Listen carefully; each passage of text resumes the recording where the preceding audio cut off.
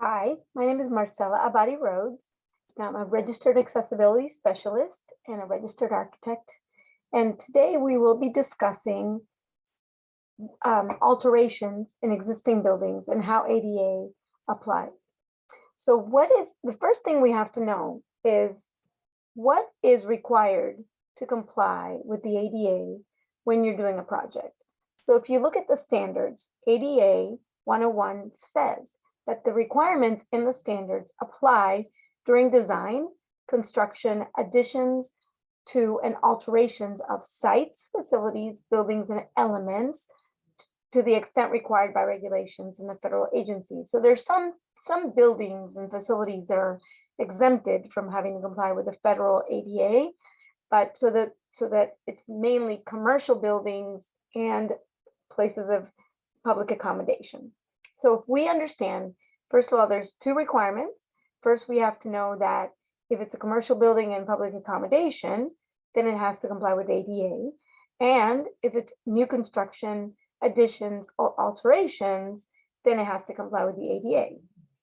If you go to the scoping section, ADA scoping says all areas of newly designed, newly constructed buildings and facilities and altered portions of existing buildings and facilities shall comply with these requirements. So the key point is that it's not only for new construction, but it's also for altered portions or altered facilities and buildings. So if you have an existing building and you're doing an alteration, then it has to comply. So we have to understand what is an alteration according to the ADA. So if we go to the next, so we'll go to the definition, which is in chapters 106, and it says alteration is a change to a building or facility that affects or could affect the usability of the building or facility or portions thereof. A lot of people get confused about the what is usability of the building. So the way that I explain it, and see if this makes sense to you, is if I'm doing something that will make the space be used differently, whether it be a very small thing or a big thing, if it's going to be used differently, then it affects the usability. So alterations includes, but not limited to, remodeling, renovation, rehabilitation, reconstruction, historic restoration, resurfacing of circulation paths or vehicular ways. So it's either or, it's not the same, and I'll explain in a minute. Changes or rearrangement of structural elements, structural parts or elements, and changes or rearrangement in plan configuration of walls and full height partitions. So let's give you a couple of examples. Reconstruction, when you have a building or facility or a space that maybe got damaged or it's falling apart, and so you're going to reconstruct it, that is an alteration. That meets the definition of alterations. Same thing with historic restoration. You might have an historic building, but you're restoring it into its original form. That is an alteration. Resurfacing of circulation paths. Any flooring is a circulation path. So therefore, anything that you change in the flooring will be an alteration. And then rearrangements of plans. By me removing a wall, I'm reconfiguring the plan. So I'm rearranging the plan configuration. If I'm adding a piece of millwork, I will be reconfiguring the plan configuration. So it doesn't have to be very, very large, or it doesn't have to be structural. It could be a simple removing of a wall to make a room bigger, or adding a wall to make a room smaller. That is also considered an alteration. What is not an alteration? Because remember, if it's an alteration, it has to comply with the ADA. But if it's not an alteration, whatever you're doing construction-wise, then it won't be required to comply with ADA. So normal maintenance, re-roofing, painting or wallpapering, or changes to mechanical and electrical systems are not alterations, unless they affect the usability of the building. And that's another scope that we have to think about. So when I have my clients tell me that the scope is finishes, that doesn't tell me the whole story, because not all finishes are exempted. Finishes that are on the vertical plane, like paint and wallpaper, that won't be required to comply, and that will not be an alteration. But finishes that are on the floor, which is part of a circulation path, then that will be considered alterations, and that will require that the ADA be applied. So then also some other things is mechanical and electrical systems like HVAC or maybe some new lighting above the floor, that will not be considered an alteration. And re-roofing. So if you're only doing re-roofing on the project, then that's also not an alteration of the building. But notice that the word plumbing is not part of that definition. If you're doing plumbing, if you're reconfiguring plumbing or replacing your plumbing, that is an alteration. So any plumbing fixtures will have to comply, plus other things. So once we determine that an alteration is happening, then we go to the scoping section, which tells us what to do. So there's two scoping sections that we follow. 202.3 says, if you have an alteration, anything new has to comply with the standards. So if you're in my picture, you're adding a hand sanitizer on the wall, that is an alteration, because now you are adding a new element and you are changing the usability, not the use, but the usability, meaning I'm using this wall differently where it wasn't there before. So now I'm able to use it to sanitize my hands. So that hand sanitizer will have to comply with the ADA. We'll have to have a clear floor space. It will have to be within reach. It'll have to not be a protruding object if it's along a path of travel or circulation path. So those are things that we have to know, that if it's any new element has to comply. Then we have to go to there's a second type of alteration. This is the one that gets people most confused. 202.4 says, an alteration in an area that is considered a primary function. So if you're doing an alteration, right, we're either resurfacing a circulation path or reconstructing something or rearranging a plans, any of those definitions, and it happens in an area that contains a primary function, then you have to follow more things. New elements have to comply, just like 202.3 told us, but also the path of travel to the altered area, which includes the restrooms, the telephones, and drinking fountains that serve the altered area. That is, this little picture shows us that. So if I have an area that contains a primary function, let's pretend this is a office building, and that's an office. And so I'm doing alterations in the office where I'm changing the carpet, I'm maybe adding some walls, reconfiguring the plan. So I'm for sure doing an alteration, and it meets the definition of alterations. So anything new has to comply.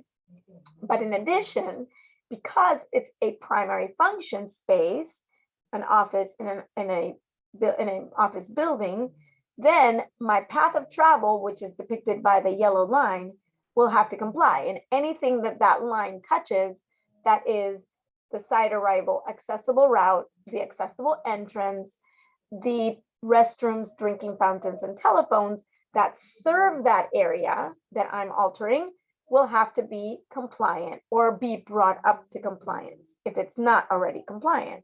So this is confusing for people because they'll say, I'm not touching any of the existing conditions. And yes, that's true. So your scope as the architect or designer is the primary function space that you're altering, but the ADA requires that the owner of the building update all the existing path of travel elements that are listed in 202.4. And so there are some exceptions.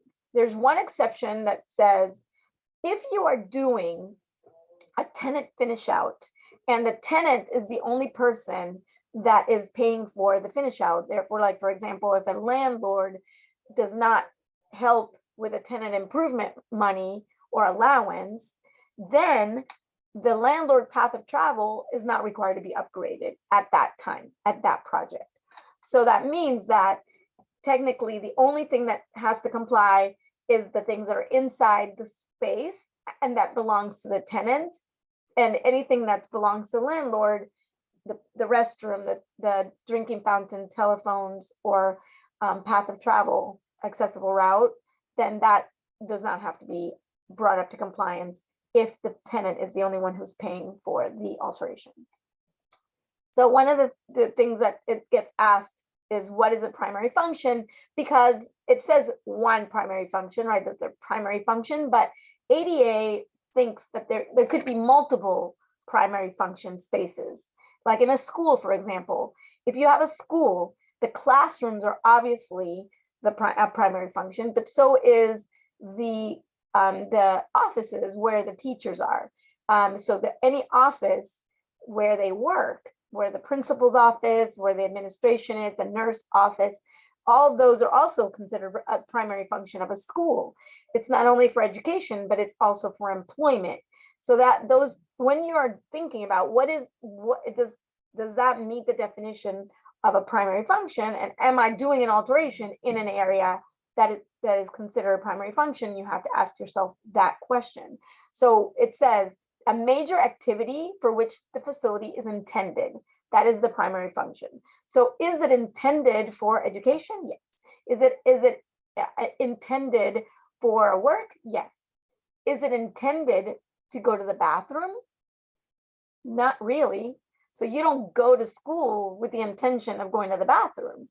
So if you're doing an alteration inside a bathroom or a restroom, that is not considered a primary function of a building or a school, for example, and therefore it doesn't trigger the other things that have to be brought up to compliance. If you're just doing a restroom remodel in a building and the building is not the primary function is not to go to the bathroom, for example, if you have a rest stop along the highway, a restroom is the primary function of that rest stop.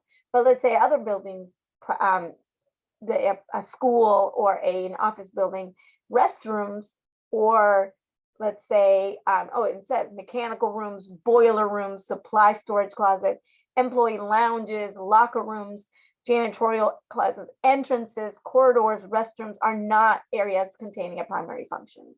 So then you know that it's just, if you're just doing an alteration in areas that contain a primary function, like a lobby in a bank, or a dining area in the cafeteria, or meeting rooms in a conference center, as well as offices or other work areas in which activities of the public accommodations or other private entity using the facility are carried out, then that will trigger the 202.4 that we just discussed. And so one of the things that gets confusing is because the IBC has a different requirement. So the building code says that if you're changing the occupancy or if you're changing the function, then it triggers compliance. And that's the big difference between ADA and the model code. The model code will require you to bring things up to compliance if you're changing the function, whereas the ADA is only is saying if you're doing an alteration in an area that contains the primary function. If the function stays the same, but you're doing an alteration to the building, it still triggers the 202.4 to be the path of travel elements to be upgraded. So again, you're not changing the function according to the ADA. If you're just doing an alteration according to the definition in a space that will remain the same function, but you are changing, some element inside that area that affects the usability and it's a primary function space where major activity is happening, then you have to bring other things up to compliance. So that is the issue between the model code and the ADA and how people can get that confused, because the existing model code will tell you the certain things that need to be brought up to compliance only if you change the function. But ADA says it doesn't matter if you're changing the function. It matters if you're doing an alteration according to the definition, and if it triggers if it's inside a primary function space. Not that you're changing the function, but that it occurs inside a space that contains a primary function.